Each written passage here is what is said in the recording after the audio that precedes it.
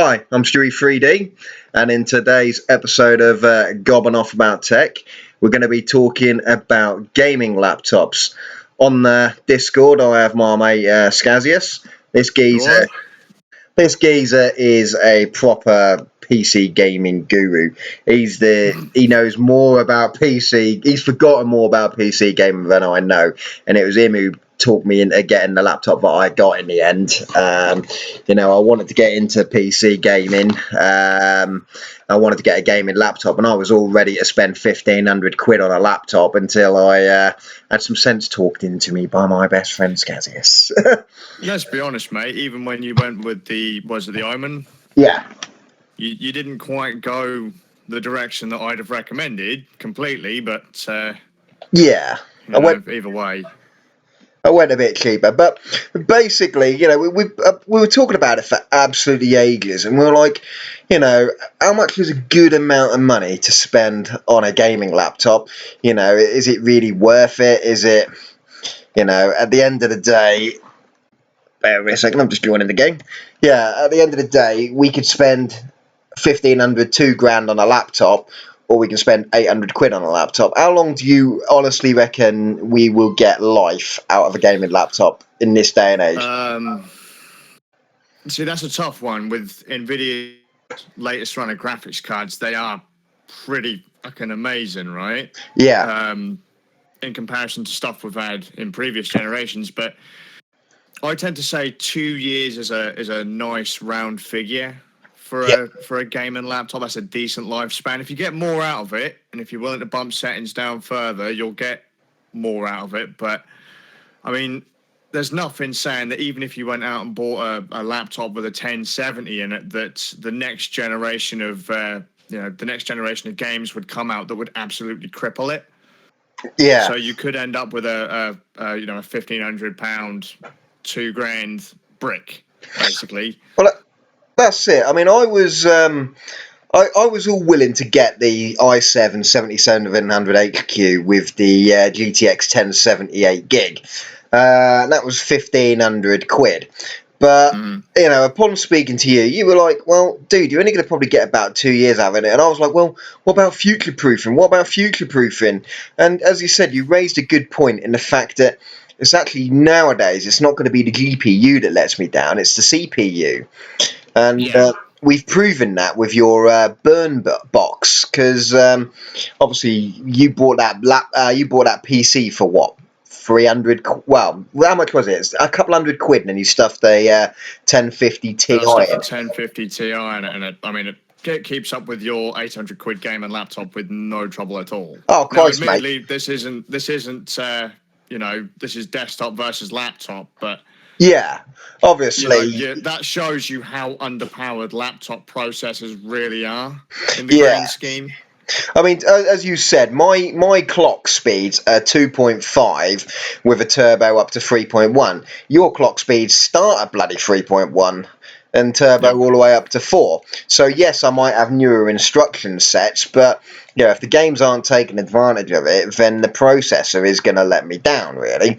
No matter how good they shove, how much of a GPU they shove in it, the processor in it is going to let it down before the GPU nowadays. Now, it used to be the other way around. It used to be the GPU would be the bit what would let you down before the processor, but not so much now. Again, Nvidia have released a really, in my opinion, it's an amazing series of graphics cards. I mean, this 1050... The fact that your laptop part is as good as your desktop part. Maybe not completely, but it's getting there. It's not like that huge gap we had with, say, like what I had in my gaming laptop, the 8 series. That thing was basically like, I don't know, a cheese sandwich to game on. I mean, don't get me wrong, it still did the job, but it wasn't... There's nothing in comparison to a 1050 or a 1060. I have to admit, this 1050 has really surpassed my expectations. The only thing I was more worried about with this GPU was the lack of VRAM. And in a couple of games, I have noticed where the lack of VRAM is apparent in the fact that you do get a bit of micro stutter if you do force the settings all the way up. However, with the GPU on here, it does share with some of the system RAM, so it acts like an integrated card but on steroids, basically. So that Sure. kind of helps things out a bit. But yeah, I suppose, and you also have to kind of factor in that with my 850M that's on my now relatively old gaming laptop that I used to use for work, that had 4 gigs of video memory, but just because it has that extra video memory doesn't mean it's going to be able to play the games as well as a card with lesser memory, higher clock speeds, more.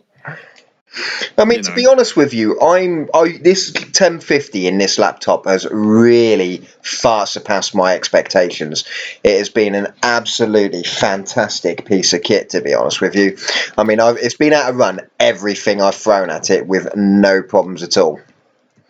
And the main bonus as well is you have to think, with it being it not only is it the lower end of the 10 series cards, it's also much lower power.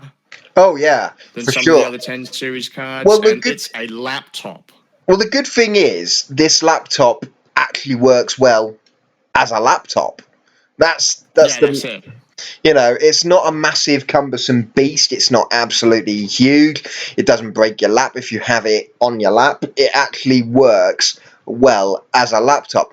And the reason I got a gaming laptop, as I said, I wasn't sure initially whether I was going to actually do much gaming on it. I wanted a gaming laptop, but then whether having a wife and kid and stuff, and I didn't know how much time I'd actually get to sit dedicated to games. But at least knowing that actually I'm buying a laptop, even if I didn't game on it, then I could still use it as a laptop, stick it on my laps, watch Netflix, YouTube, whatever.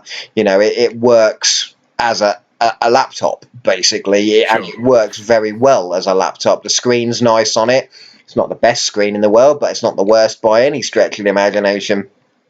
Which is probably another reason why it was better that you went for a lower price machine than, say, a 1,500 quid machine. Because if you weren't even sure that you're going to be playing that many games, it would have been a hell of a waste to have bought that machine and just had it sit there and rot.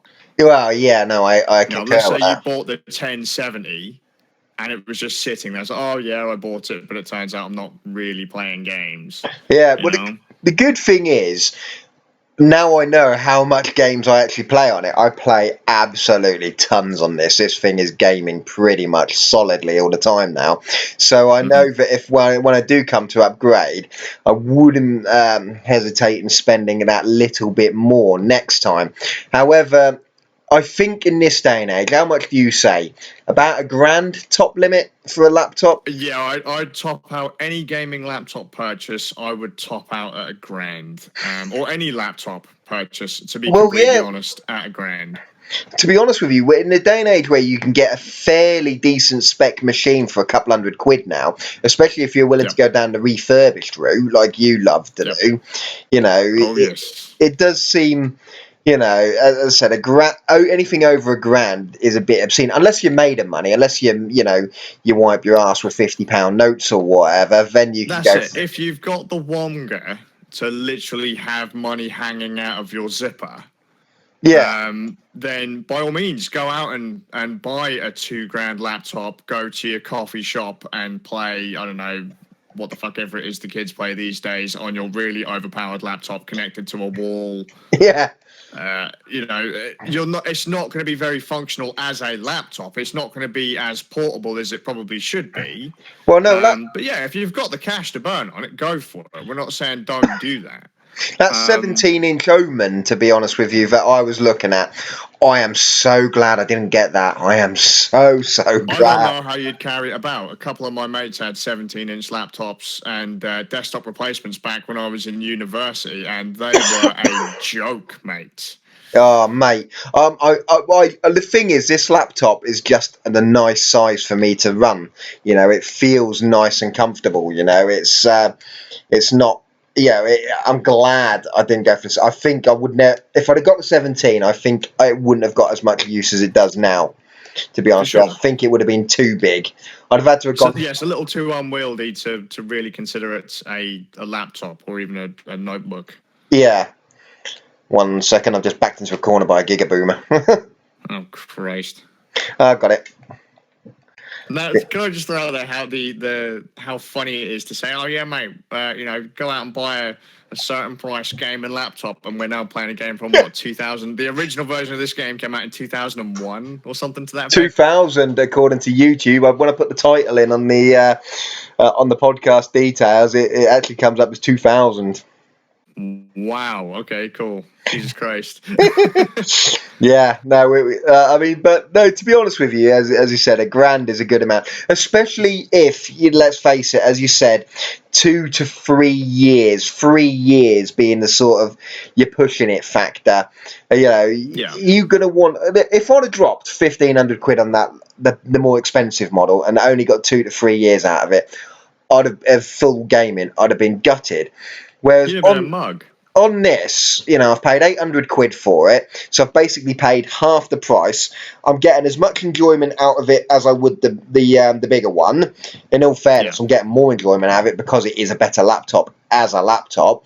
But I'm getting, the same enjoyment as I would have done. Okay, I might have to turn a couple of the settings down, so I'm running at 900p instead of 1080 or whatever, which on a screen this small makes no difference at all. But I'm running, I'm getting as much enjoyment as I would have done the bigger one. I've saved a load of money. And the best thing is, in a couple of years, when this laptop does start to feel long in the tooth, I would have saved that amount of money anyway. So it wouldn't feel so bad dropping it again on a new one. And the best thing is, in a couple of years' time, whilst it might not be the best gaming laptop in the world, it'll still be a bloody powerful laptop for, say, YouTube and stuff.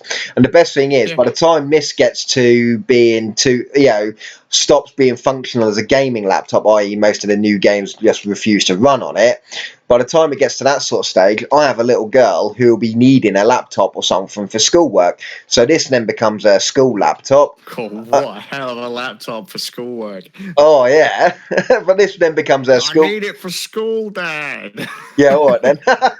But yeah, this becomes a school laptop, and I then go out and get myself a new gaming laptop for £700-800. But I think you're right. I think anything which more... would likely outperform the top end one that you had. Let's say you'd bought the 1070. Oh yeah, in 2 years' time, you'll likely be able to buy a laptop for £800 that would outperform it anyway. Yeah. And then you'd still only be out of the money the same amount you'd have paid for the 1070 to start with. Yeah, and let's not forget, this is providing this thing stays in mint condition. I mean, this thing has already started, the trackpad has already started getting that sheen to it, where you use it for so often. Oh, yeah. It's starting to get that sheen on it already. So, that's providing this stays in absolutely perfect condition. I mean, okay, it's not going to leave the house much, I guess game on the sofa with it, but laptops and they get old, so you're saving the money now, but you'd be able to buy yourself a nice, and you get the feeling of being able to go out and buy a new laptop again. So you get the old you get the fun of getting to choose another laptop and researching it and choosing the best one for you, and then the anticipation of it arriving, and then the unboxing. You get that again, rather than having to buy a laptop and try to force it to last for so long. I'd like to throw out there that, I mean, if you really wanted it to last longer, it's just a case of drop your resolution, go down to medium if you have to. Oh, yeah, because let's be fair, ultra graphics these days aren't quite the same as what they were way back in the day with, say, Crysis. Or Crysis or Far Cry. Way back when, ultra actually meant something, whereas these days low is like low medium, that's your console. Oh, to be honest with you, that stuff still looks good. I played Forza Horizon 3's demo, and I was gutted when it said, oh yeah, you have to use the low settings. But to be honest with you, apart from in a couple of little areas, Forza Horizon 3 looks absolutely amazing on low. But that's it. That's what I'm getting at, way back in the day. I mean, low meant you had, a toasty of a computer that it did nothing. You were really struggling to render half of the stuff that was on the screen.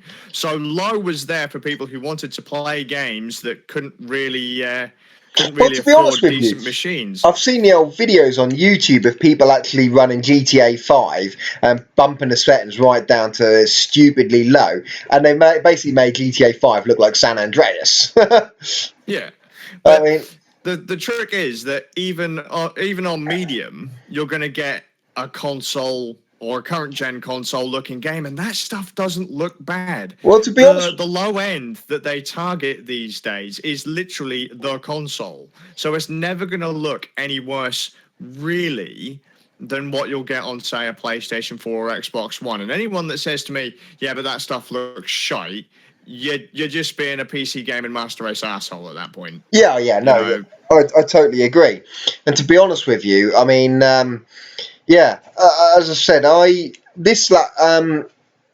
lost my train of thought, but yeah, no, this laptop, as I said, I'm running games at 900p, 1080p high, and to be honest with you, they look awesome. And because I'm yep, running it on high settings, I've got room to knock it down to medium. Now, there's a viewer of my channel, Sidewinder Snake, yep. and I run Assassin's Creed Syndicate at 1080p high because there's a weird full screen issue that means if I put it in 900p, it doesn't scale down properly. So I have to run it at Interesting. 1080p. But Sidewinder, I run it at 1080 high and I get around 45 to 50 frames a second. Sure. Sidewinder Snake come on and told me he runs it at medium and he's pulling 80 frames a second. And it'll still look, in my opinion, I reckon that still look really good. Yeah. The only difference is, and I did look, is the texture settings. If you have them set to medium, that's where you start to get the blurriness on the walls. So if you go up to like a poster on the wall, you start to see a bit of blurriness around it. But that is really nitpicking at it, to be honest with you. Oh yeah, sure. You're pixel peeping at that point. Like I said, it's not like back in the day when you'd set a game to medium and all of a sudden it looked like a fucking, a gingerbread man cut out was your character. Yeah, no, that's it. I mean, to be honest with you, as I said, with Grand Theft Auto, everyone's like, oh, but why is it? You're not running it at 1080p. You're not running it at 1080p. And I'm like, well, to be honest with you, yes, this laptop can run it at 1080p, 60 frames a second. But because I'm already absolutely spanking the VRAM and the system RAM, I'm starting to get massive micro stutters. And to be honest Frame with rate you, over resolution. yeah, and to be honest with you, I dropped it down to 900 and turned a couple of the settings not to the lower, just down to high rather than like ultra, and it looks amazing. It doesn't look any different to, I can't see any difference between the settings I run it at and the 1080p maxed out settings. Maybe a little It's bit going more. to be really, honestly, I think the biggest difference I see in games these days, lighting effects. Yeah. Now, I'm the sort of person who would rather use lower resolution and have the more Mm-hmm. lighting effects than have a higher Yeah, resolution without them, because you notice the lighting effects more than you would notice the resolution, in my opinion. agreed. So having the light shafts and the god rays and stuff, I really like the god ray. Like as I said, I was playing GTA 5 around on my laptop around my mate's house, and he's got it on the PS4, and I had it on the PC. And even with my lowered settings, it still looked oh my god, it just blew it out of the water. Like we're both driving into the sunset. Now his had the orange sky, but nothing Mm-hmm. else. Mine had the orange sky, and you could see beams of light coming down from the sky, and it looked more realistic, like you were driving into the sun, and actually it would blind you in Yeah. terms of it would be like it was driving a real car. You didn't get that with. You didn't get that on the PS4. Now, I always said with this laptop in my previous review videos, if anyone's ever watched them, which most of my subscribers are here because they've watched them videos, I've always said at minimum you're going to get Yeah. PS4, Xbox One level of performance out of this system. At minimum. And to be honest with you, I've nearly every game I've played, I've always been able to get higher than PS4 and Xbox One. Oh yeah, for sure. I mean, my 300 quid burn box PC completely destroys a Oh, PlayStation 4. to be honest with you, that's where we were saying before. If you're going to invest serious amount in gaming hardware, you need to invest it in the desktop side of things. because as we've proven with that's the stuff that's going to last. Oh, well, as you've proven with your burn box, if you were able to cram a 1070 in there or something, you would have had a system which is probably going to be a lot cheaper than my laptop. It was only because it's smaller than my too small to fit a 1070 in. If you could have put a 1070 in there, you would have had a gaming a PC smaller than a PC cheaper than my laptop, but with a hell of a lot more power. You know, Oh, hell yeah. I mean, and at the end of the day, your PC is how old? It's got a second generation Core i5 compared to my seventh generation part. And it's obviously because PC has got more thermal headroom to play with, more power to play with.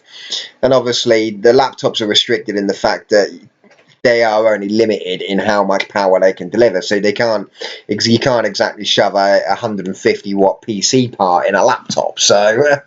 Well, you can do, as long as you're willing to carry around a couple of power supplies. Oh God! And have a battery life that doesn't exist. Have you seen those PC gaming laptops from like Sega and the Acer Predator 21X? With the dual power Oh supplies. man, they got power supply bigger than house bricks, 2 of them. It's just like. Let's just be fair. When you need to lug around a house brick as a power supply, that is not a portable machine anymore. No, that's a hernia waiting to happen. That's not a gaming laptop. It's a desktop. And if at that point you for the limited portability you're going to get, realistically, you may as well save the money and just plow it into a desktop. Well, that's it. And that's one of the other reasons why I'd say go a bit cheaper on your laptop.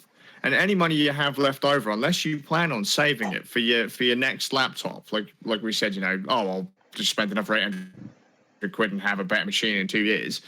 The trick is, you could, if you really wanted to, let's say we're going to spend £1,500, you could burn that remainder of your budget into a pretty decent gaming PC and have that last you for quite some time. Oh God, yeah.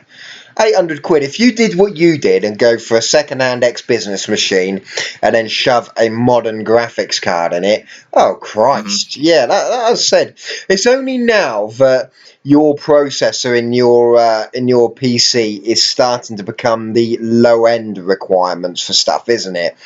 The 20, because you've got the 2400. But as you said before, for another £50 on eBay, you could probably find the i7 which will fit in that socket. Yep. So, well, in the grand scheme of things, you got to think we also have a machine here that I bought for near enough the same price as the burn box. I had a 3770K in it. Well, there you go. Yeah, so I could spend £300, put a 1060 in it, and still come out at less than your laptop and completely destroy it yet again. Yeah, oh Christ, yeah. I mean, that's where if you're going to plough any money into PC gaming, you need to do it on a desktop, purely because. At least with a desktop, the thing is, there hasn't been a huge leap in computer processing performance, realistically, in the PC side of things, in a long time. Yeah, okay.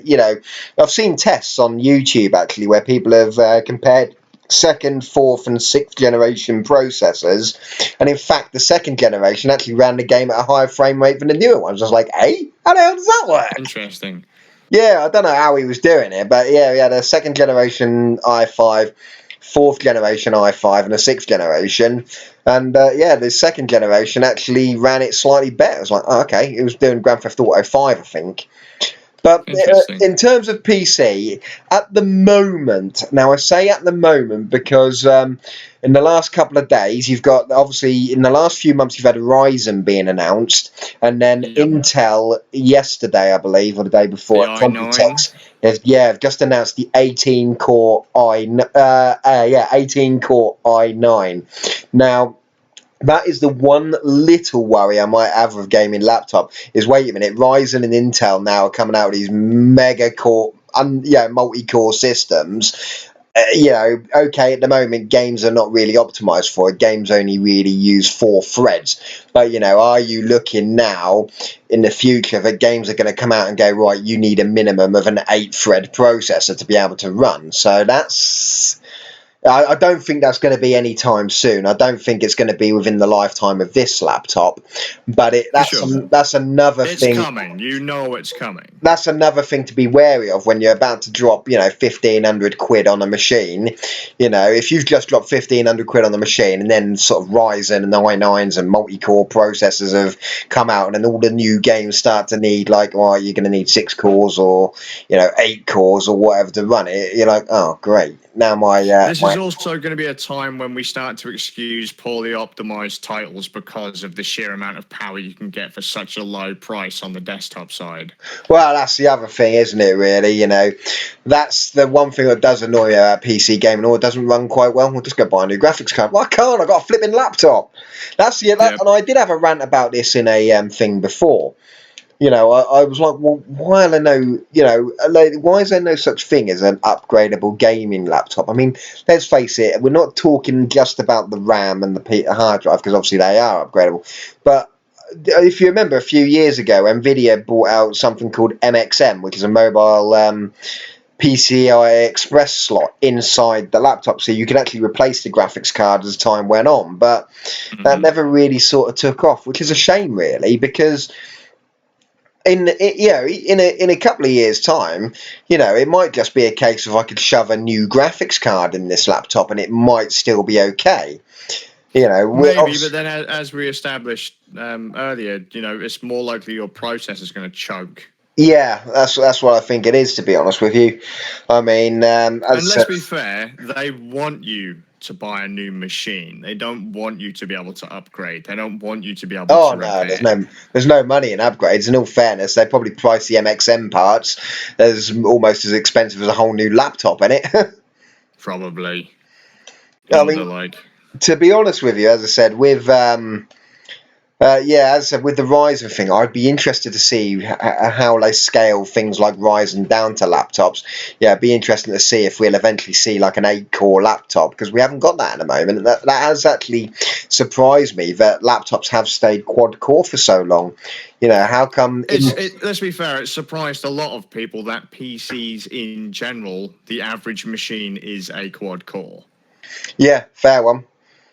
Okay. Not just laptops, but the overall, if you look at the overall kind of picture of PC gaming, PCs in general, if you talk to most people, they'll say, oh yeah, mate, I've got a quad core.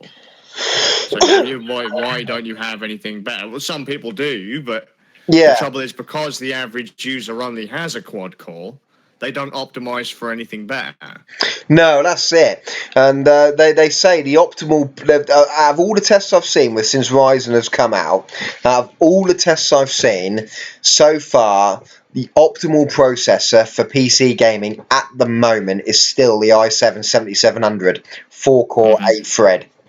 And that is still the optimal processor, and that's purely because it goes to a higher clock speed than the Ryzen equivalents. That's what I was going to say. It's probably a higher clock. Yeah, Ryzen doesn't still have quite enough in its instructions per clock, does it, compared to Intel? That's one thing where Intel, really absolutely whoop AMD, which is a shame, really, because Ryzen is a good comeback for AMD, and it'd be interesting to see if AMD can eventually make laptops which aren't just your cheap relative to Intel's, because at the moment, if you look at gaming laptops, the AMD ones, you don't generally see AMD cards. Well, you do see them, but they're very cheap. They're very low powered. I think. In fact, I was looking at the service manual for this Omen. There isn't actually an AMD version of this Omen. But I wouldn't touch it. I've never seen it for sale, but according to the service manual, there is one listed for it. But yeah, the thing is, when it comes to desktop parts, or when it comes to Team Red or Team Green, I'll always say that I'd sway AMD. But when it comes to a laptop, no. NVIDIA have got it on the laptops, unfortunately. And the best thing about NVIDIA as well is what they do better than AMD, I have noticed as well, is the GPU boost technology. The fact that my GPU will overclock itself manually all the way up to 1724 megahertz, just by itself. It's like, well, I've got the power, I've got the thermal headroom, I'm just going to boost myself all the way up to, that's why I probably get the performance that I do in some games, because this laptop's got a very good thermal system. It is able to boost that much higher over what I should be, because according to NVIDIA's reference papers, this GPU should only go, I think it starts at 1390 and boosts up to 1500. But this in this laptop, it's 1724 is the sort of average it hovers at. Sometimes it's a few meg higher, but it's literally only a few meg in it. But question: Have you tried? How much gaming have you done on battery on that thing? None. You can do it, but obviously the GPU downclocks significantly. When I did it before on the gaming laptop throttling episode, literally the whole thing just had a hissy fit because I was streaming at the time. But when you don't stream, the GPU downclocks from about 1700 meg down to 900. Sure. So because power delivery. Yeah, the fact that you actually want your battery to last for more than 2 seconds as well is kind of that's kind of a thing. You can game on battery because if you use the NVIDIA GeForce optimal settings, now I know we don't like the GeForce experience, but if you use the GeForce optimal, because I did 2 tests on it. I did it with Grand Theft Auto 5 using my standard settings, and then I ended up and it ran like crap. And this is before I even realised actually this is what happens with gaming laptops. They throttle back significantly. I didn't realise quite how extreme it was when I first got it. 700 megahertz. Yeah, it was ridiculous. But basically, if you use the NVIDIA optimal settings, you can actually game on. You can get about an hour out of it on battery. That's okay.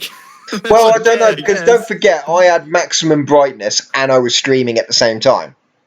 Yeah, but an hour, that's... Well, about an hour and 15 minutes I got with it all on battery, streaming and everything else, maximum brightness. So I didn't think it was too bad, to be honest with you. If I wasn't streaming and I wasn't at maximum brightness, I'm pretty sure I'd have got closer to the 2 hour mark.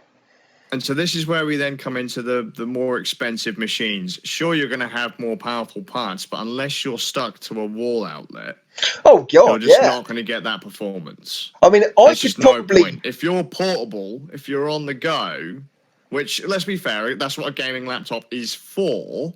Yeah. You're just not going to get... If I was on the train with this, I could probably game enough for a sort of smaller train journey, maybe London's only about 45 minutes, so probably even further than London, so I could probably game for a moderately decent sized train journey with this on battery. Sure. And don't forget, as I said, I got about an hour and 15 minutes out of it at maximum brightness with streaming at the same time. Obviously you're not going to be doing that on battery. You'd be a bit of an idiot to go streaming on battery. But for sure. What kind of battery life do you get without streaming then?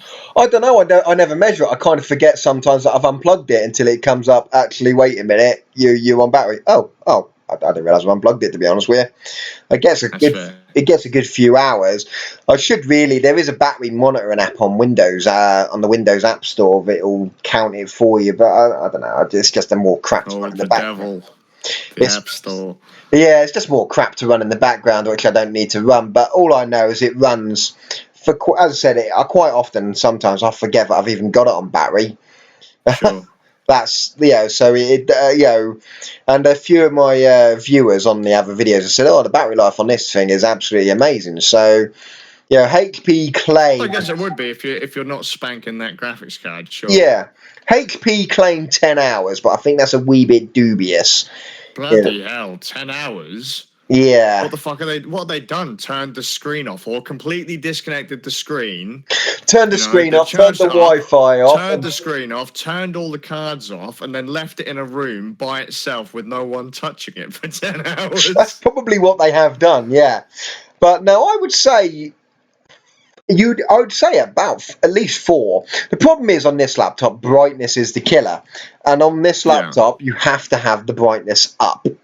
Because the sure. screen isn't the brightest in the world, so you are having to turn the brightness up quite significantly, and that is where my battery life does die. In a darkened room at night, you're going to get a hell of a lot longer because you could run this at minimum brightness, but that is the one downside of the screen on this laptop. It's a not bad screen, and especially now I've Mhm. calibrated the colours, but it's not the brightest in the world, and that is what kills the battery. The fact that you have to have the brightness turned up on the Sure. MacBook. On my MacBook, I can comfortably run that at the minimum brightness setting with no problems. And it'd be quite viewable. On this, sometimes even at night, if you've got it on the minimum brightness settings, it can be quite difficult to read. Now, I don't know if that's Sure. also a combination of the fact that it's a 1080p screen and I have my desktop scale into 100%, so everything's really small, because I prefer smaller text and more on the screen. Yeah, So agreed. that probably doesn't help as well. The fact that I'm having to, I've got everything set small. But You yeah, know what? Can I just throw out there as well? Because I'm sure this crops up. 4K on a laptop. not worth it. No chance.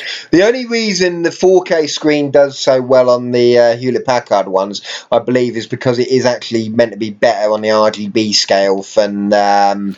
For production, Yeah. I get you. For gaming, don't be fucking daft. No, well, one of my one of my viewers the other day asked me how good this laptop would be for video editing, and I was like, well, to be honest with you, in terms of raw power, yeah, it'd be brilliant for video editing. Oh yeah, But the agreed. screen may let you down. As I said, it's not the best in the world. It's not the worst. It's not. It's quite a nice screen, especially now I've calibrated the colours. It looks miles better, but it's I not. mean, maybe color accuracy for color grading it may not be ideal, but I mean, learn to use your scopes. Yeah, I Just mean, to be throwing honest that out with there. you, it's not hard to plug an external monitor into the HDMI cable, though, is it? When you think about it. No, for sure. Which is what a lot of people I know who do work on, higher end laptops. That's what they do. They say, oh yeah, if I want to color grade, I'll do my base edit when I'm on the train, and when I want to Yeah. color grade, I'll go back to my Well, I really think. expensive panel when I'm in the office. Yeah. Well, one of my viewers, I think, is it C Link T. I think he mentioned in one of my other videos, he said he's not a big fan of the screen on this laptop, but it doesn't bother it to him because he just plugs it into the external monitor and games using a control pad. And I'm like, well, if each to their own. Personally, I Yeah, find the that's it. screen. Personally, I find the screen pretty decent for gaming. I very rarely plug it into the TV. I plugged it into the TV.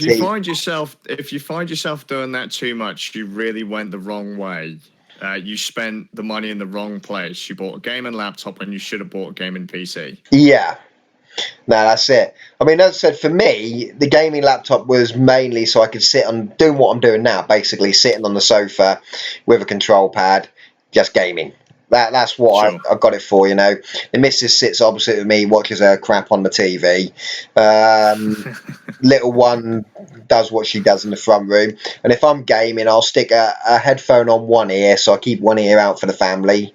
And to be honest with you, in doing that, I've played and completed more games in 3 months on this laptop than I did in 9 years on the PS3.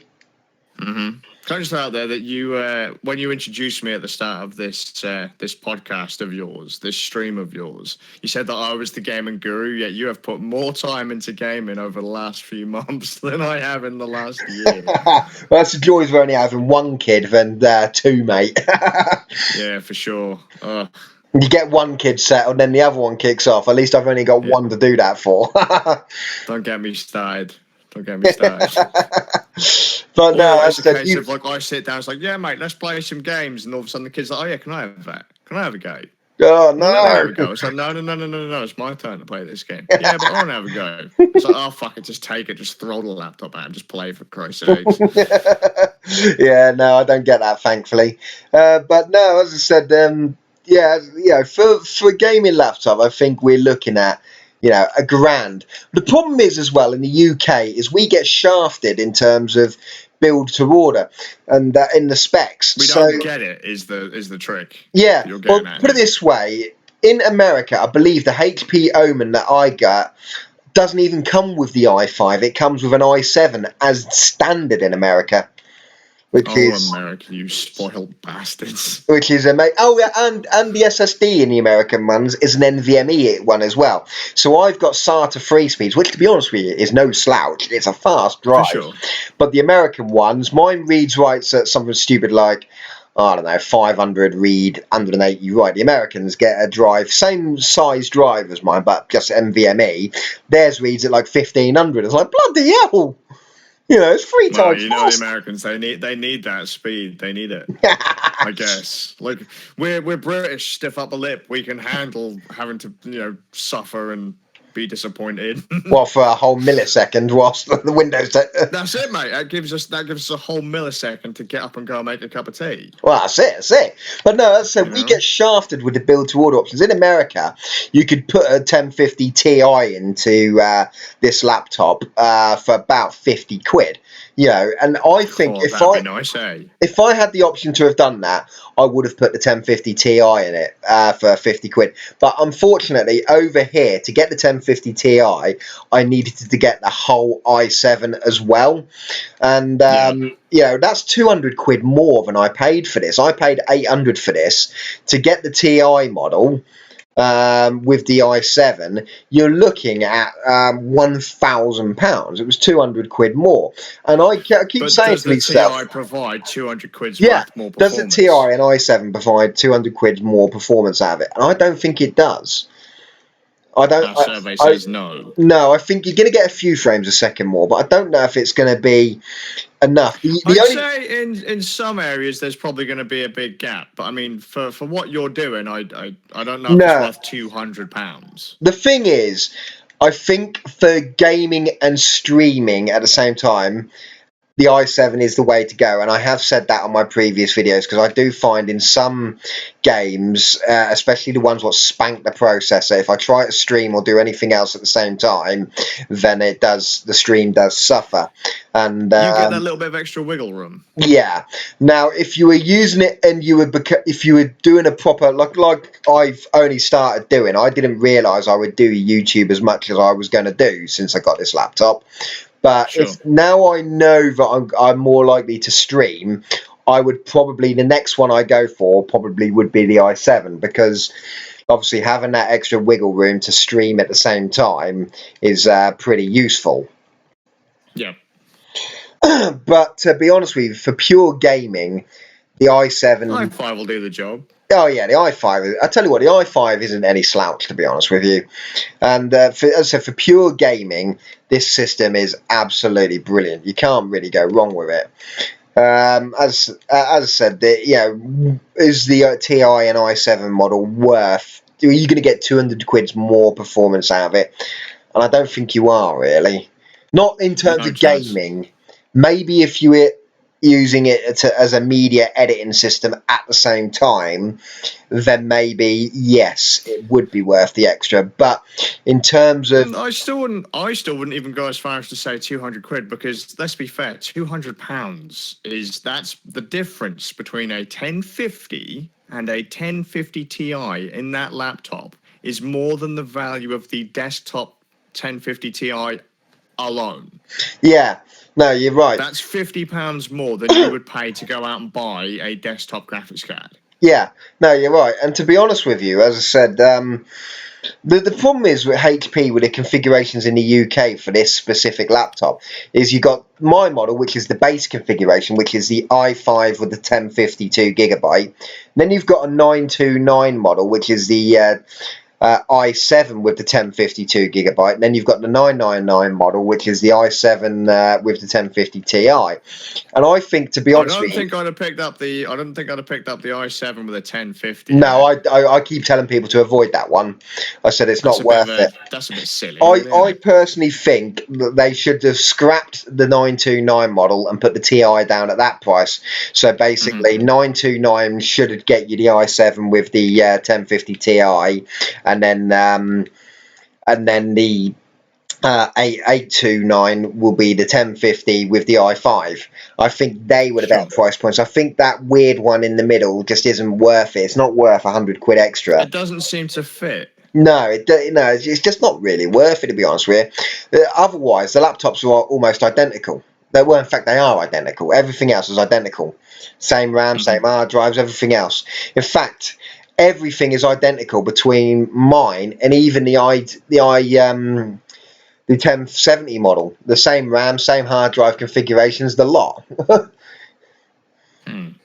Yeah, it's a weird one. As I said, I do get a lot of people asking me about the 4K screen, and I'm like, to be honest with you, on a 1050 Ti, for gaming, I wouldn't really waste the time with it, because let's be fair, that graphics card isn't going to be pushing 4K. Well, to be honest with you, I don't think 4K screens on the laptops, on gaming laptops, are worth it until you've got graphics cards what are able to push games at 4K properly. Even the 1080 struggles on some games at 4K. In fact, it struggles on a lot of games at 4K. 1080. Should we say that 4K is kind of meh until, say, for example, the 1080 or the next generation, whatever 80 card can push an average of 60 frames a second, across the board on majority of games. Until then, it's not really. No, because then look, this is when you start to get into that. Oh well, let's bump down a few settings to get that resolution up. It's like, well, yeah. Or why would you start lowering your graphics quality and then to up the resolution? And then if you've got games which have got a bugged full screen implementation, like Assassin's Creed Syndicate, where I have to run it in borderless full screen to be able to change the resolution, then you're stuck with a game that you have to run in 4K. Because that's your panel's native resolution. Otherwise, plus, let's be fair, on a screen that small.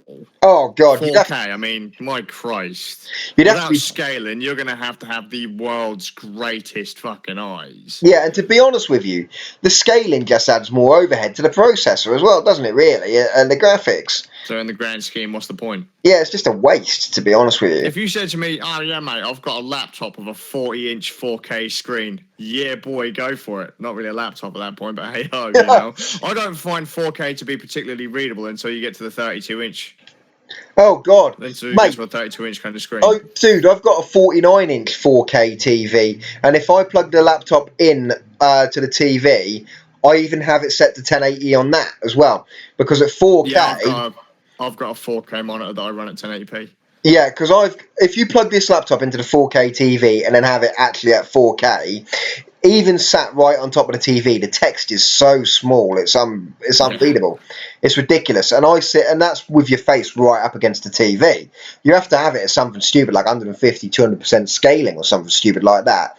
Don't get me wrong. Let's be fair, at that point it's kind of pointless because you've got a big ass screen with super high resolution. You don't want to really. Yeah, basically it just looks like how Apple did with the Retina displays. Basically, it just makes things look a little bit smoother. That's all it does. No thanks. The screen's too small for it to even matter at that point anyway. Oh no, that's it. It's like anti-aliasing on games, as you said. On a screen this small, anti-aliasing doesn't really make much difference, and it's just wasted processor. If you're rocking a massive screen where you can really see, like let's say your telly, and you don't turn on AA, you're probably going to notice the jaggies. Oh God, yeah, no, yeah. On a redonkulously tiny little screen where everything's really compressed anyway. I mean, if you say to me, "Oh mate, without AA, the game looks crap," you've either got the best eyes in history, or you're just being a pixel peeping dick. Yeah, no, that's it. That's what The thing is, I love my gaming laptop, but I also hate being because I'm now part of this PC gaming master race now, and you see on comments where people put like gameplay footage comparing graphics from say the PC to the PS4 equivalent, and the amount of PC players go on, "Oh yeah, PC forever, man." It's like, oh, you console peasants. It's like, oh, really? We don't Yeah. get down off your bloody high horse. The reason people choose a console is because they don't want a big, massive RGB gaming beast sat in the corner of a front, on a desk somewhere. They want to be able to kick back and relax on the sofa. And the thing is, with a console, you know that you can buy a PS4, and anything that says PS4 on the box will run. Well, in theory. Well, in theory, If yeah. it's optimized properly, in theory, yeah, sure. Yeah, but whereas PC, don't get me wrong, it's been a lot better than before, but sometimes you'd have to. I remember the olden days. That's what put me off becoming a PC gamer anyway. Was the fact that I remember back in the day, like you'd get a top of the range system one year, and then find that the next year you have to put another 500 quid graphics card in it just to run a new game. Yeah, but let's be honest though, you're talking like late 90s, like late 90s at that point, where technology was moving pretty quick. You might find that 1 minute you had a decent graphics card, then all of a sudden you needed the next level up pixel shader or some shit like that. I remember my mate Ram talking about something like that once upon a time. I was like, I had this really awesome PC, and then the next game I wanted to get required a certain, I don't know, a pixel shader or some kind of accelerator card, and he was like, oh, well, that didn't work out. Yeah, that's it. It is bloody annoying. But these days, I mean, let's be honest, you buy a decent rig now. Oh, yeah. It'll last, desktop, it'll last you a while. A laptop, I mean, don't expect a laptop to last you a million years.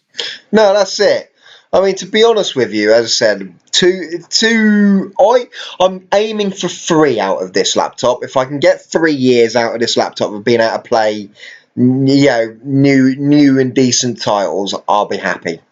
Because I knew that going in on the budget that I went in at, I wasn't going to get something that was going to last forever. I knew that, if I'd have spent 1,500 quid on the 1070 model, I'd be expecting it to last 5 years for that kind of price. Yeah, good luck. And as I said, I don't think that would have lasted that long. As I said, I'm not made of money. I can't keep dropping $1,000 every year on a laptop or whatever. Well, that's it. But like I said, in 2 years, the 800 quid laptop would probably be better than what you'd have got for 1,500 quid anyway. Yeah, well, that's it. I mean, let's face it, it'll have what? In 2 years' time, you're looking at 9th, 10th generation core processors, which at that point might have 6 cores, but a standard.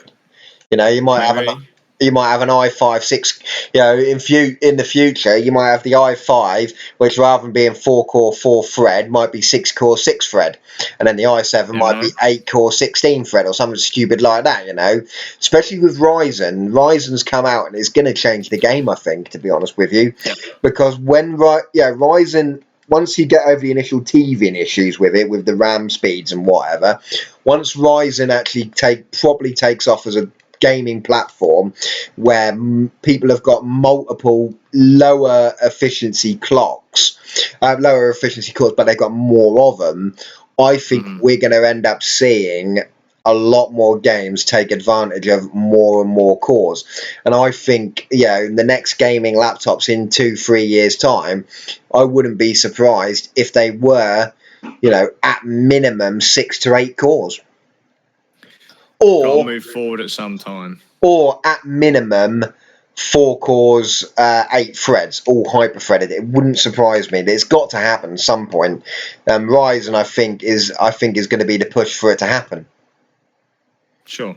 Personally, I think Ryzen. Are we saying you're saying they're going to probably ditch, say, dual cores and that for ultrabooks? We're going to start trying to get actual quad cores into ultrabooks and things like that, or? Well, I believe Intel, their new 15-watt ultrabook chips are now quad cores. Nice. Their new 8th generation chips, what are due to come out later this year, are actually now quad cores, and the ultrabook chips can turbo up to 4 gigahertz as well. The new ones when they come out. That'd be nice. So, and that's on a 15-watt chip. So if you've got the HQ chip like I've got, which is a 45-watt chip, if they can put that much power into a 15-watt chip, in one generation, we're not talking about 2 generations, we're talking one generation between KB Lake and this generation and the next one. If they can put that much in it in one generation, how much extra do you reckon? Yeah, it's going to be quite significant, to be honest with you. As I said, the other trip, we're standing on kind of a cliff edge of progression right now. Do you take the jump now? Yeah. Because you know the next thing that comes out is going to be amazing, but you can't always hold out for the next thing. So if you do, you're never going to get a new laptop or a new PC. It's like going out and buying the iPhone, isn't it? You go, oh, wait a minute, when I got the 6S Plus, my iPhone 6 was on its way out. Now, I usually hold on for new iPhone cycles, so I was trying to hold out for the 7. But when O2 turned around and went, look, we can give you an iPhone 6S Plus, give it to you dirt cheap, and then you're sorted. I just went, screw it, I'll have that then. And to be honest with you, it hasn't bothered me at all. Sure. But as I said, if you wait for something, there's always something better coming out, isn't there? That's the problem. Mm-hmm. Tech moves the so trick is you don't want to go out and spend 1,500 quid on a laptop that becomes obsolete next generation. Yeah, no, I totally agree with that. You don't mind spending 500, 800 quid. And I know that's a lot of money to still drop, but the thing is, so much money just disintegrate. Yeah, the thing is, so much. The thing is, as well, is also if you didn't have someone to hand it down to, or you didn't have any use for it, would be resale values as well. Be honest with you, I mean, I don't know. I think the 1070 model would probably depreciate quicker than the one, would depreciate more. So yes, I wouldn't be able to sell this one for as much but I would still be able to sell it for in a year or so's time for 100 or 200 quid or whatever. But I don't think the i7 one, not the i7, the 1070 one, the 1,500 quid one, I don't think it'd sell for much more. Because unlike Macs, the Windows PCs don't hold their value. No, for sure. It's I don't know. As I said, I think you're right. As you said, if you spend, they don't tend to last anyway. No, if you spend 800 quid on the machine, you've got 700 quid ready for your next one. Compared to spending 1,500 quid now. I don't feel comfortable either. If I had to be honest, I don't feel comfortable spending, say, 1,500 quid or anything over £1,000 on a laptop these days because the build quality just is not there. No, yeah, you have to admit, especially with my MacBook. Oh God, the Mac. Even when the mighty Apple, who were always known for their fairly decent build quality, when their laptops are built like crap, you now wonder, Christ, everything's got to be crap now, isn't it? Well, I mean, look at my first Burnbook laptop. Oh, that's what, 150 quid laptop. I feel confident with that laptop that if I kick it down a flight of stairs, the thing that's most likely to get fucked up is the stairs. Yeah. No. Because that thing is built like a tank. However, the modern equivalent of that laptop, I mean, it got dropped. I've already had 2 of this laptop. Yeah, because it got dropped from it was fucked. It was completely destroyed. Yeah, no, they don't build things to last anymore. Not like they used to. It's ridiculous. So I don't feel confident in saying to someone, go out and spend, 1,000, 1,200 on a laptop that might completely spank it in no time flat because I don't know, they cheaped out on a few components or. Yeah, I don't know. The other thing as well is obviously they've all got inbuilt batteries, and if you were using it as a laptop as well on battery, your battery stuff is going to give out before and you got to think it's as I said before, the laptop wears with use, so. Yep. I'd rather buy 2 laptops for the same price, 2 lower spec laptops like 2-3 years apart, and then have the nice new shiny out of the box smell. And then damn it, I've just wasted my mag. I went to use my health. Right. I'm completely lost, so it's all good, mate. But no, I mean, to be honest, as I said, I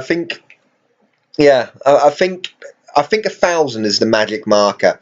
If you can get, unless that is, of course, you get like an end of line sale. So when like the 11 series come out and they go, right, the 11 series laptops have come out, so here's a 1080 model. Now we're going to reduce it down to, I don't know, 1,100-1,200 quid. It should have been $2,000 or whatever.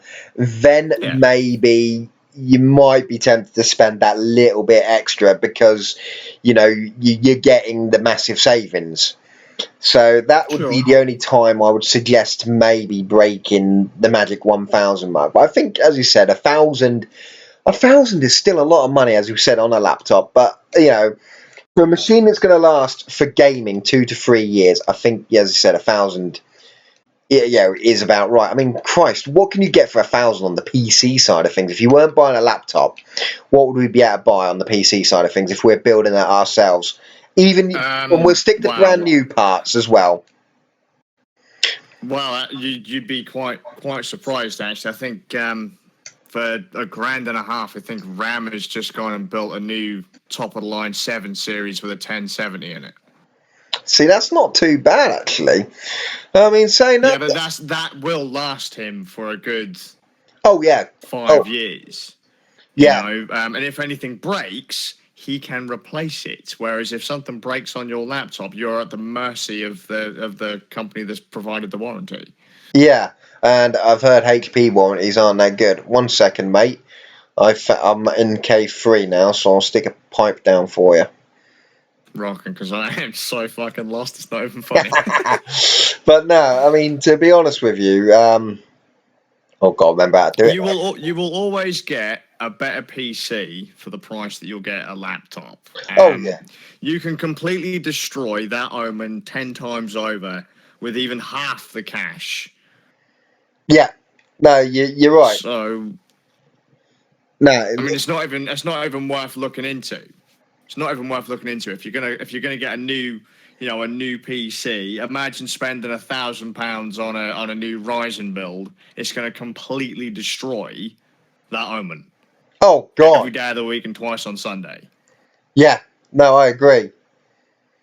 Bear with me a second. I've forgotten how to do. Home button. No, I haven't got a telepipe button. I think I've got magic for it. Oh right, okay. Yeah, Ryuka? Yeah, I've got it. I can't remember what button it was. That's the one. I've got it though. I'm back at the magic desk. All right.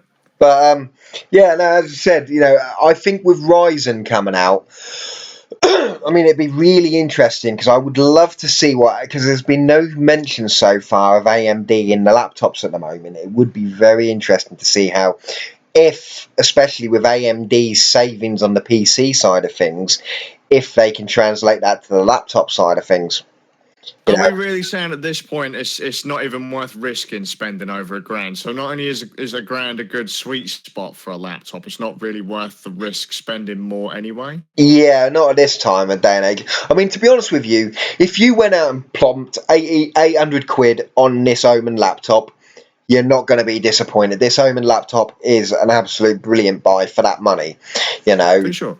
And I think, to be honest with you, yeah, at the moment we're in such an uncertain time. And as I said, for the sake of running something on Ultra to running it on, say, High, is it worth nearly double the price?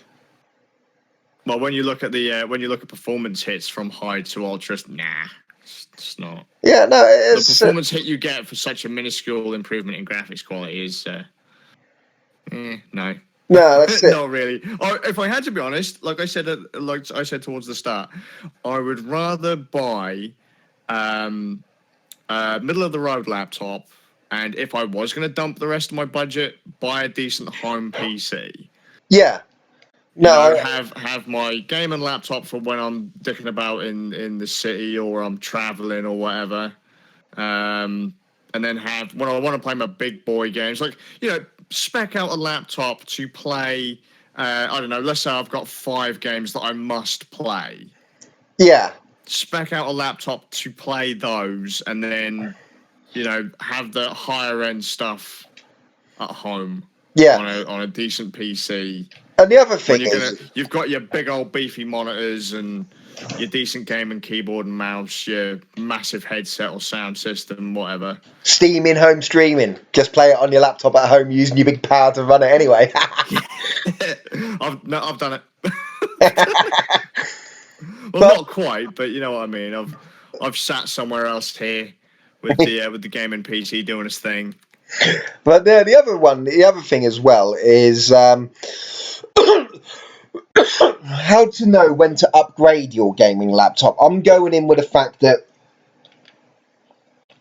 One second, I just coughed and I'm just having a drink because my throat's hurting. But yeah, You sissy. I know.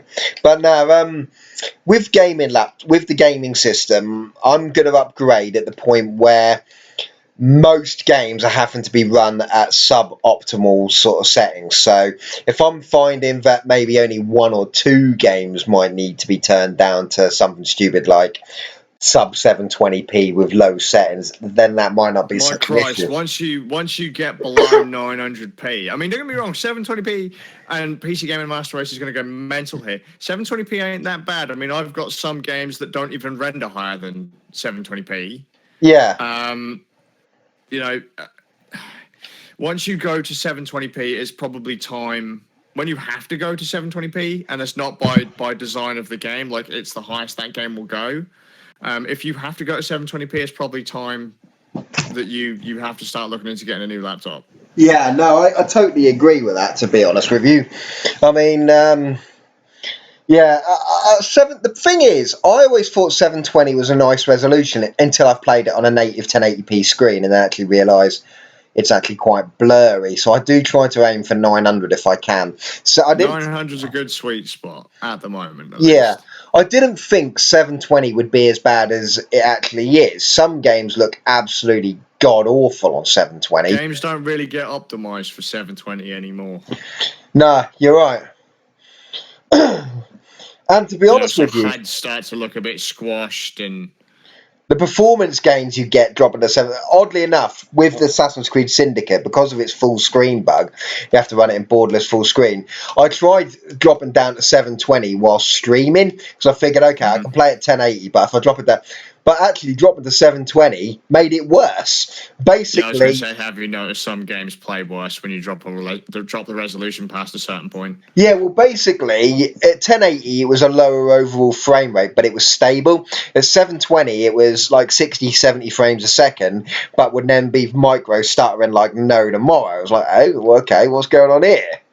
Mm-hmm. And to be honest with you, that's another thing, frame rate as well. I mean, I aim for the magic 60, but to be honest with you, I'm happy at anything between 30 and 60. You know, it's... Sure. As long as the gameplay is smooth. Yeah. It doesn't have to be buttery smooth, but as long as it's not stuttering around and... No. The thing what gets me... As long as it's not looking like a strobe light. Yeah. The thing that gets me is micro stutters. That is my biggest annoyance on gaming, because there are some games that will micro stutter, and that's what I try to avoid. If I'm running it at 30 frames a second, that don't bother me. It's the micro stutters that does my nutting.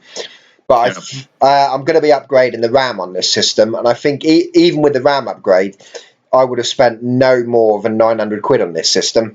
And I think that's a really good amount. And I think that's another thing. For upgrading laptops, people ask me how much the maximum RAM is. Now, HP officially say 16 gig, but the chipset and the motherboard supports 32.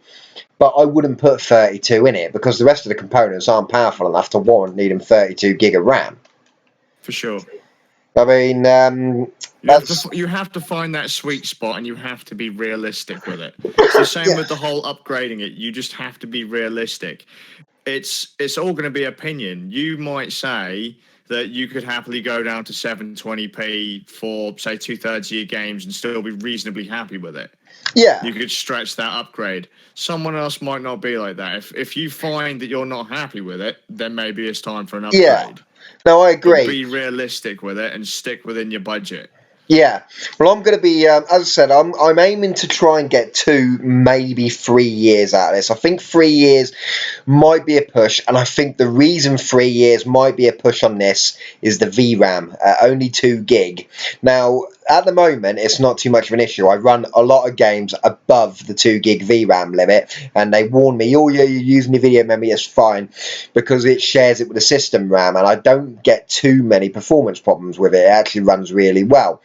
But I think maybe, now the fact that 2 GB is the minimum on video cards, rather than being the maximum, I think, 2 gig might be the limiting factor.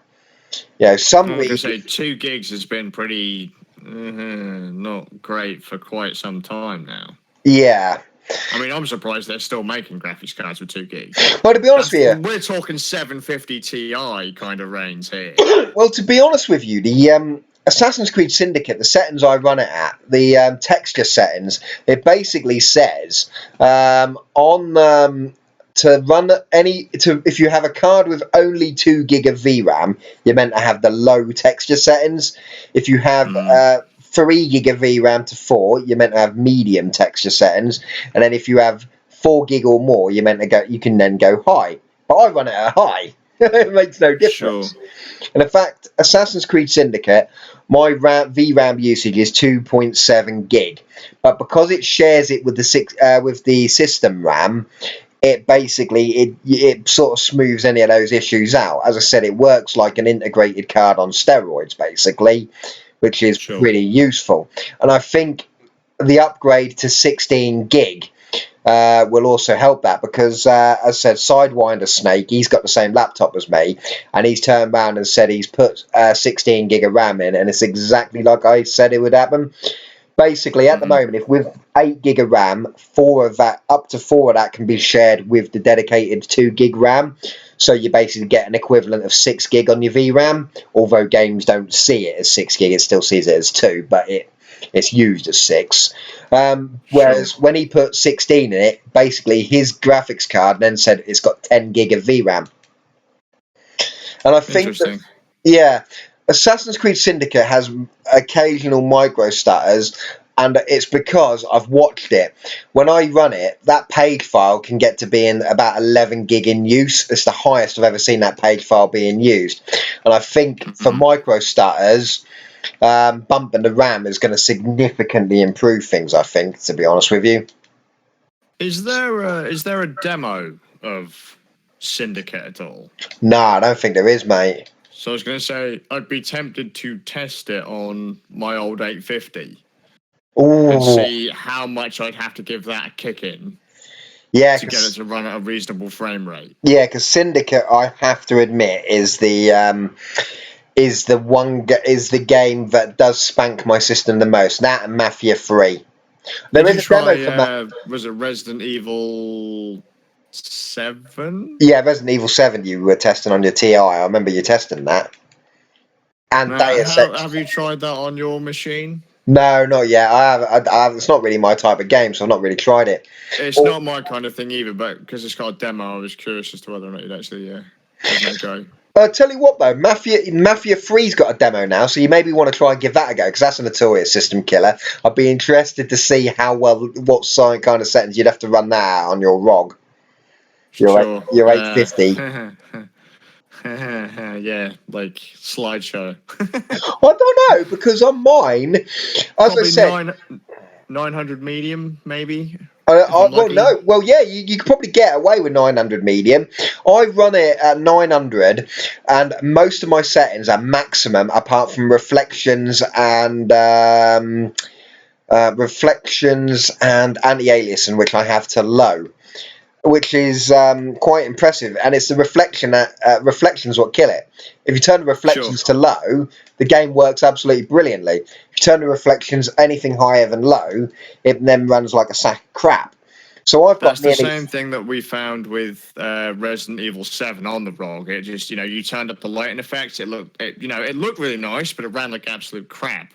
Yeah. But in the grand scheme of things, though, again, as I said earlier, the lowest kind of target hardware is a console. So even medium looks really quite good in comparison to what, say, medium would have looked like 10 years ago. Oh, for sure. Yeah, Christ. I've seen I've seen what's it called? Flipping like games like San Andreas, when people run them on the lowest settings. It's like, there's nothing there. There's like no. Well, imagine. What's the best looking game you've played in a while? Oh, best looking game I've played in a while. That's a hard one. I would probably say Assassin's Creed Syndicate. Well, Assassin's Creed Syndicate and Unity look very nice. We'll say Syndicate, because probably more people watching your channel would be into Syndicate, because I guess you stream that a lot. Yeah, so my Syndicate videos get quite a lot of views. Let's say once upon a time, right? High Ultra would have been Assassin's Creed Syndicate. Yeah. And you'd bump the graphics down to say low medium, and they'd look like this. Yeah, basically, yeah. Whereas these days, low medium isn't that bad looking. The drop isn't that bad. Nah. No, I agree. You're not going to end up with a gingerbread man running around on screen like you used to back when we were younger. Back when I really got into PC gaming, if you didn't play it on high ultra, you just weren't playing the game. It was the way it was meant to be experienced. Yeah, I mean, to be honest with you as well, this game I've got on the highest settings and actually looks no different to when it's on the regular settings. Sure, it's really only like shadows and some of the lighting effects and that. Yeah. Not that I can see those because I'm not playing it native, so. No, how is it running on Linux for you, just out of curiosity? Honestly, not too bad up until I get up to the Raleigh Boss 2, at which point it will run like a slideshow. And there are a few lighting effects that aren't being rendered, but other than that, it's perfect. Yeah.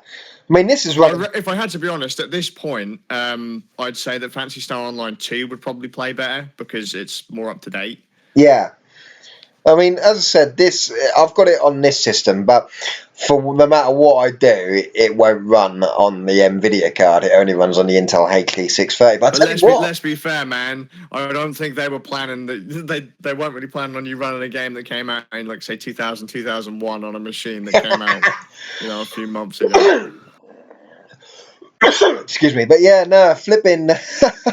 Oh Christ, the HD 630 in this is pretty impressive, because when I was trying to diagnose the micro stutter issue that the creators update introduced to Assassin's Creed Black Flag, I completely disabled the 1050, and I actually ran the Assassin's Creed Black Flag at 720p low settings on the Intel HD.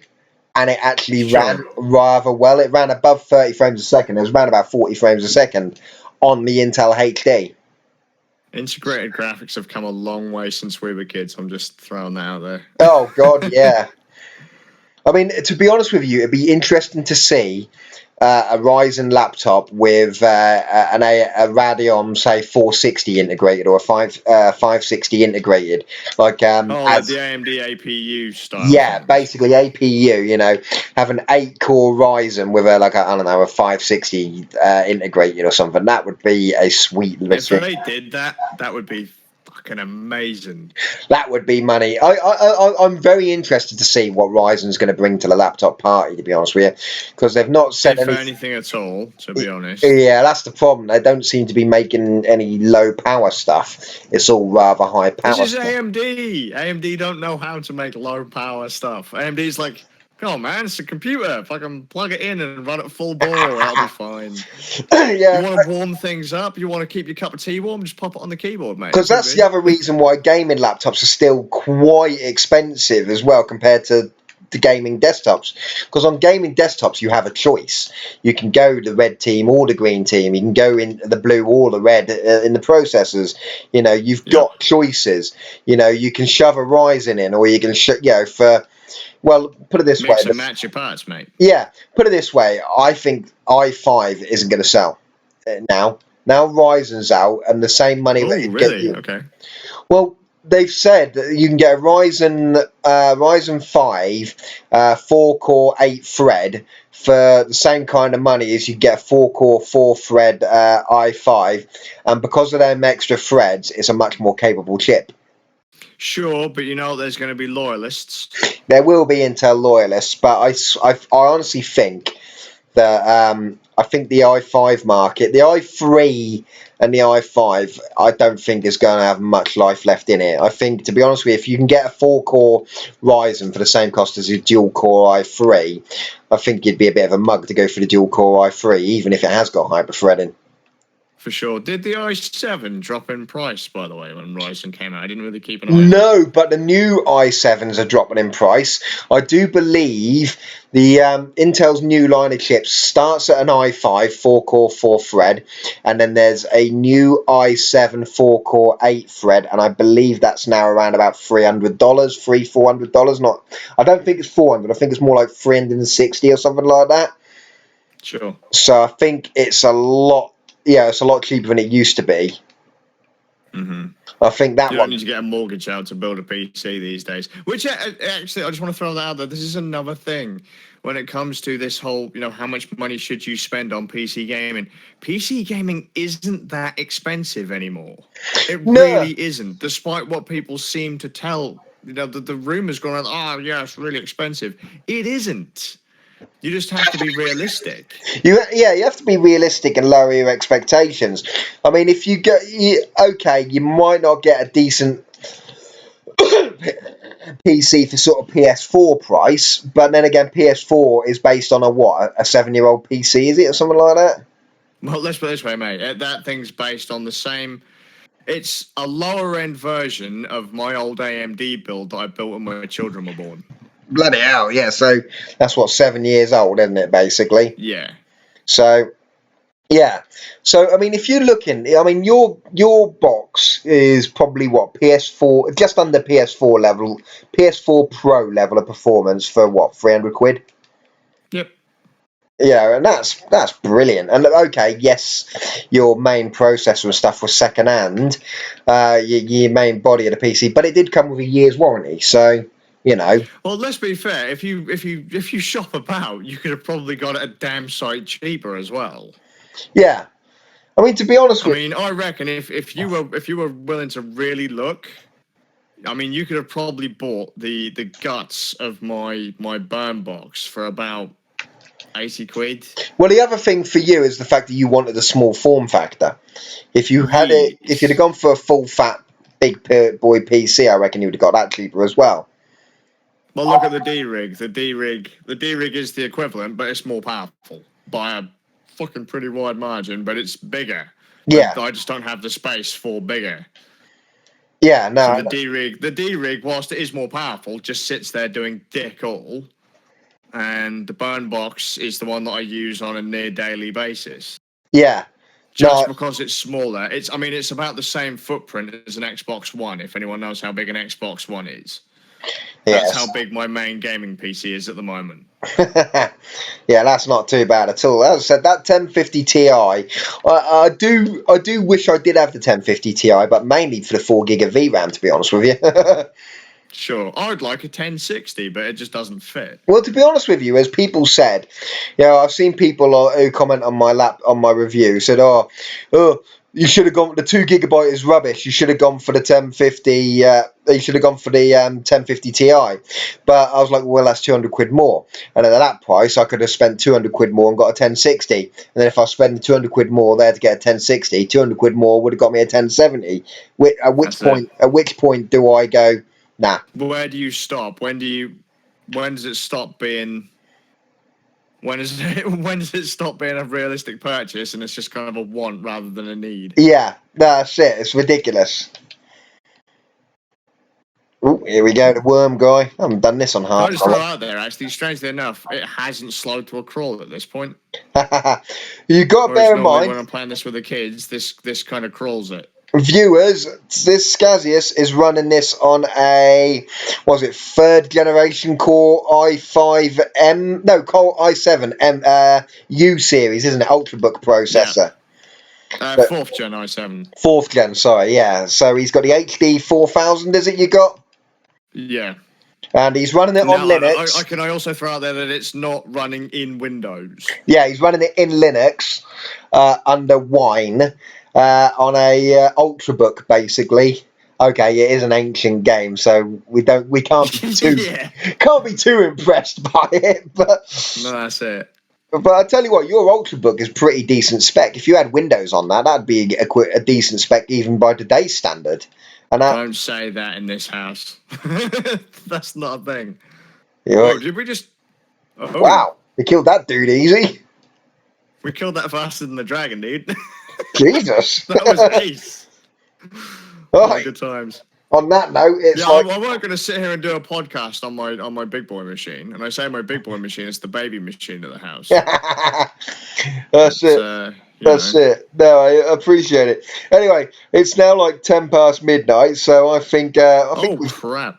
Yeah, I think we've talked about it enough. But my kids will be up in about 2 hours. I don't envy you. My little one's gone to grandma's house with her mum, so I've kind of got the house to myself. So for the next couple of nights, I'll be able to do a few game streams as well. So that's all cool in the game.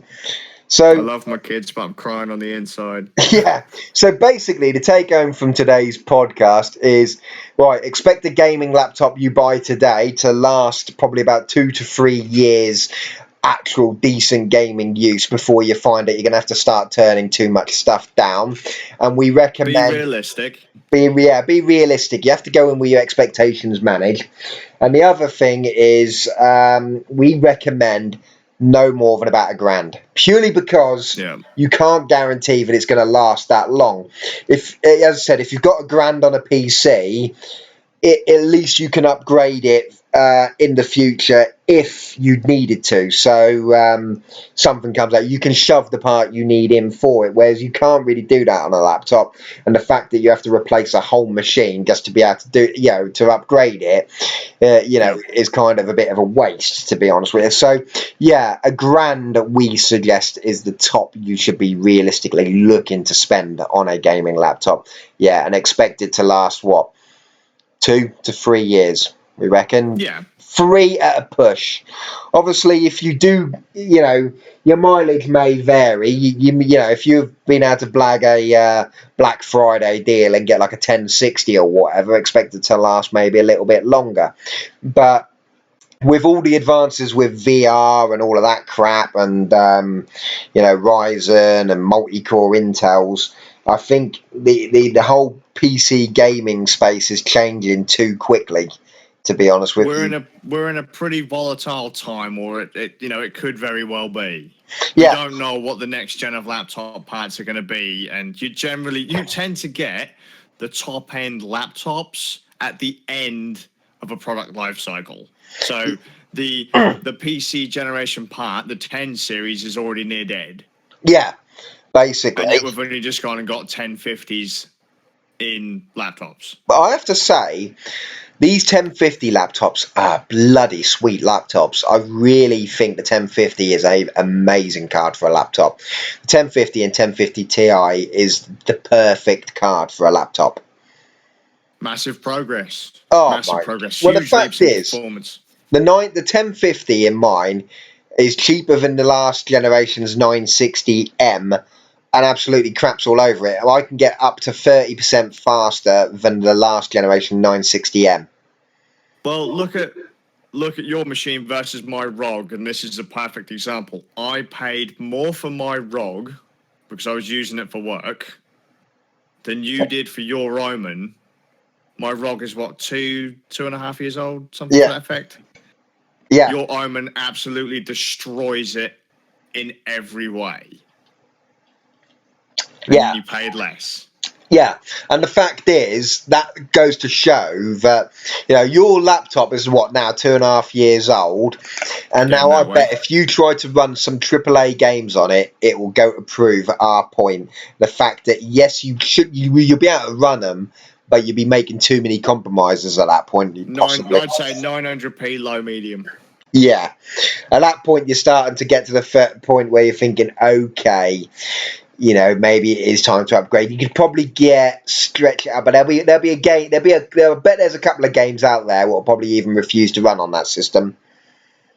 Yeah, most likely. Well, like I said, I think I got Resident Evil 7 running at a reasonable frame rate, 900p, maybe medium high. Yeah. But, I mean, I have a funny feeling when shit starts getting real in those kind of games, I don't know how well it. Well, it's one thing with canned benchmarks as well. compared to with Actual gameplay. Yeah, because I did I've got tests on my channel actually of Grand Theft Auto 5, and basically with Grand Theft Auto 5 and the can benchmark, I can max everything out and get an absolutely solid 60 frames a second. Only dips slightly, but that is the can benchmark. As soon as I get into the game, yes, I'm getting 60 frames a second, but then it micro stutters like mad, where it's having to buffer the rest of the city around it. So yeah, for sure. That's why you can't always rely on the benchmarks to be very accurate in that case. But yeah, so nah. I think, as I said, 2 to 3 years is a good amount of life to expect out of a gaming laptop. But that's only for gaming. Don't get me wrong. In 2 to 3 years' time, this thing will still be an absolutely amazing laptop to, have as a second machine. Even if all you did after 2 to 3 years is use it as a 1.1 terabyte dump for all your photos and music. Turn it into an emulation box. Or a home theatre system. It's got HDMI on it. Shove Kodi on there and put all your movies and stuff on there. We've done that with some of our old rigs. Yeah. At the end of the day, there's always a use for old hardware. At the end of the day, this laptop, I think, unless Windows or suddenly hugely increases the system requirements in the next few years, I think this laptop will keep running modern operating systems for years to come. And as I said, eventually, I reckon out of this, 2 to 3 years actual gaming, but for word processing and maybe light web browsing, I wouldn't be surprised if you're going to get 7, 8, maybe even 10 years out of it. God, yeah, for sure. I know people that are still doing everyday work on Core 2 Duos. Oh yeah, I've got a MacBook Pro, which is a 3rd generation i5, and that's 5 years old this year. And to be honest with you, it runs perfectly. It needs an SSD really, because it's starting to run like crap with loading stuff. But when you're in and loaded, it runs absolutely fine, and that's 5 years old. So yeah, in fairness, I was editing 1080p video on a Gen 1 i7 for a laptop. Well, there you go then. As I said, just because it might not be a very good gaming laptop in 3 years' time, that's not to say you can't use it for anything else. And that's the other thing as well. If you spent 1,500 quid on a laptop and you're trying to stretch it out, in my case, I've spent 800 quid. Now I've got a laptop I can use as an emulation box, give it to my little girl, whatever. I've got another laptop, and then I get my new one in 3 years' time, say, with me 1350 in it or whatever. Bang! I'm happy. I've got a laptop which is, I can dump all my photos. You've got 2 machines then. Be reasonable, be realistic. Yeah, basically, the thing is, you've got to ask yourself: is a little bit of extra resolution, is a few higher settings worth double the price? Or in some cases, triple, quadruple, Christ, well, put it this way, and it makes me laugh actually. Asus last year released a Republic of Gamers laptop, which was $3,500, and it had a 980M in it, which had to be water cooled. Yet they less than a year later, the 1080 laptop edition comes out in a machine which costs $2,000 and absolutely wipes the floor with it. It's like. And that's the joys of technology and the advancements that we've literally had over the last few years. Yeah, I put it this way: I would be crying if I spent $3,500 on that water-cooled beast, only to find that a machine what costs just over half of what it costs comes out and absolutely destroys it in performance terms. I would be absolutely devastated. Whereas at least with this, for 800 quid, I know for at least another few months, there's nothing going to be cheaper that's going to be better than it. To be honest with you. Even then, though, it doesn't matter, does it? Because as you say, as we've established, in a couple of years' time, you can spend 800 quid again, and get a machine that completely shits all over the Omen that you have now. Oh God, yeah. You know, and that would have still, if you put those two purchases together, would have come in at about the same price as a current gen Omen with a 1070. Mm. That 1070 wouldn't stand a chance in 2 years' time. Yeah. Oh, for sure, for sure. Well, we're already seeing the 9 series cards, the 970 and the 980s. Not the laptops, the desktop equivalents are even starting to struggle in some games. So, you know, the 970 and the 980s weren't no slouches either. And yeah, there's games that even start to come out and even cause them to have a bit of problems. So, you know, it's amazing actually. And as I said, I would be mugged off as well if I bought a 1070, spent 1,500 quid on the gaming laptop, and then find a game that I still can't, find games that I can't max out. I'll be like, whoa, I mean, I paid all this money, I can't max it out. What are you on about?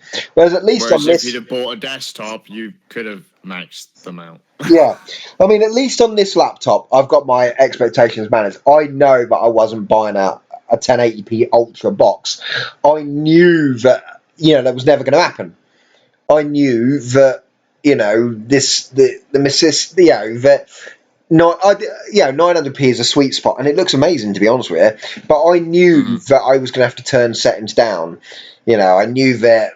I knew it wasn't going to look awful. I knew I was going to get a good gaming experience, and I've had a brilliant gaming experience out of this machine. But I knew that I would. But I knew that it wasn't going to be a 1080p Ultra machine, and I went in because I've gone in with my expectations lowered because of a lower price point. I've not been disappointed. In fact, this machine has thoroughly impressed me. The whole, it continually. You've been realistic.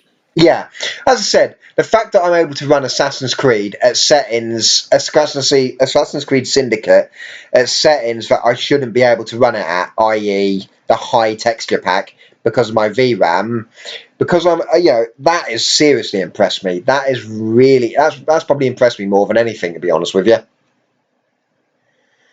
Yep, agreed. So yeah.